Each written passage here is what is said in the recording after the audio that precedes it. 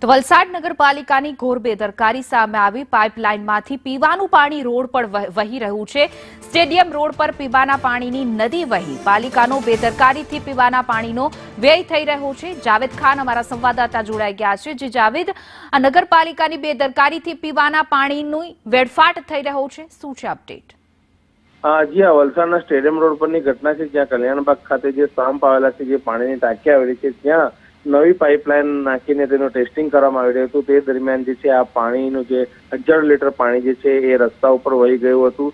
મોડી રાત્રે જે છે સંચાલકોને પૂછતા ત્યાં કોઈ પણ હાજર ન હતું અને પાલિકાના સંચાલકોને પૂછતા તેઓ ટેસ્ટિંગ કરી રહ્યા હોવાની વાત હતી, પરંતુ પાણી જે છે એટલી હદે વહ્યું કે સ્ટેડિયમ રોડ ઉપર આખા સ્ટેડિયમ રોડ ઉપર નદી જેવી વહી હોય તેવા દ્રશ્યો સામે આવ્યા હતા।